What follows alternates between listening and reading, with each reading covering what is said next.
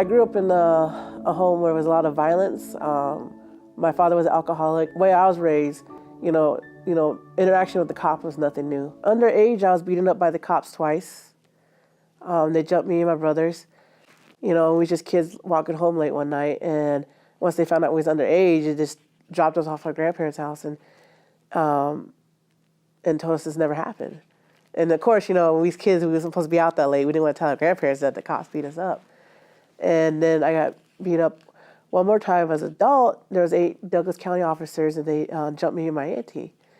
And originally I wasn't going to fight because there was 8 of them, but they threw my auntie face first on the ground, and they started stomping her while she was handcuffed. So I broke out of my handcuffs, and I started fighting the cops.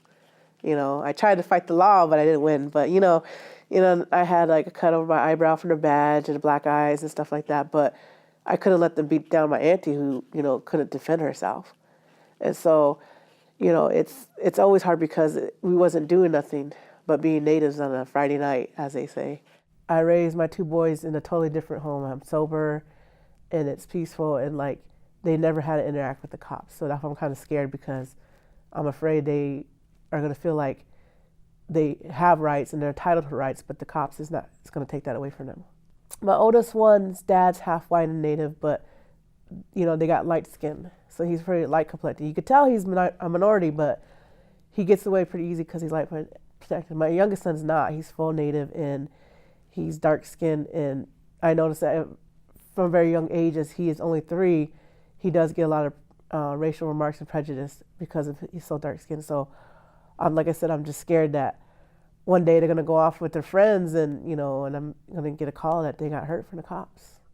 My oldest son is understanding more. He's learning more, and he reads the newspaper, and he learns the news. He knows already not to trust the cops. He has no interaction with cops, but because the cops shoot and kill young men of color, he's afraid. He don't trust them. The most recent incident was last year at the state capitol. A boy was stalked by the cops, and so he ran out in fear to run. The cop shot him, and they tried to say because he pulled his gun at them, and then I said no. And the thing was, it made me upset, it was just around the corner from my son's school. My son's corner is right across the street from the state capitol, and my son was scared because he said the cops were shooting a young boy, and the cops were shooting around. He was afraid the bullets would come into his school. And so it wasn't even the boy he was scared of. He was scared of the cops shooting people. I believe it's really important to have the talk with their sons because, they don't show it, but Native Americans have a higher record over than African Americans or Black Americans being shot and killed by police officers. But like I said, we're minorities of the minorities. Because of that, people don't care about our data, our statistic, or our high death rate. And so it's important for all Native American parents to have that talk with their sons.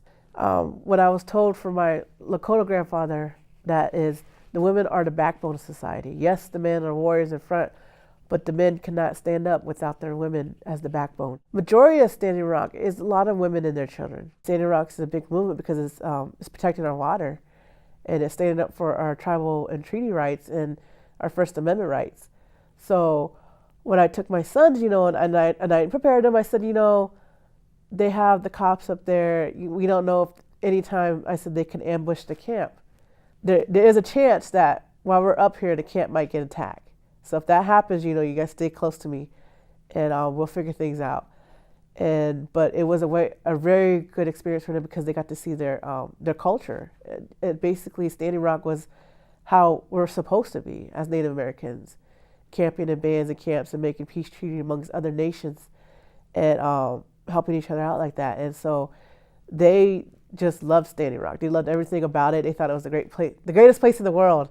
And it was just this feeling you can't describe as a Standing Rock. But later on that night, when we was watching the stars, we could see the helicopter circling the camp.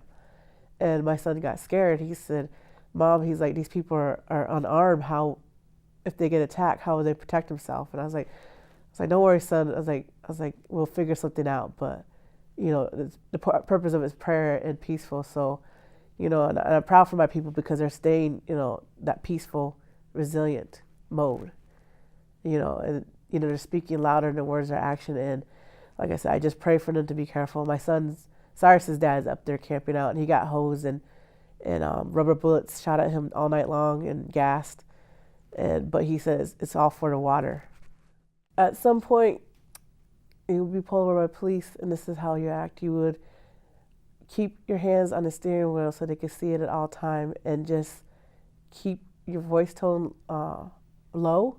My hope is to change the system. I mean, people say, well, there's good cops too, but the good cops never stand up or they never stop it. And it's because of the system, because the higher authorities above them are racist or have prejudice. And so my hopes is just to clear out the whole system, start over new, because you keep these people in there for a long time, they still have that hateful mind thinking.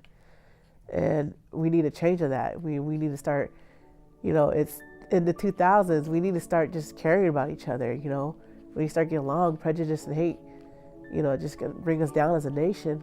We need to start caring for each other, no matter how different we are.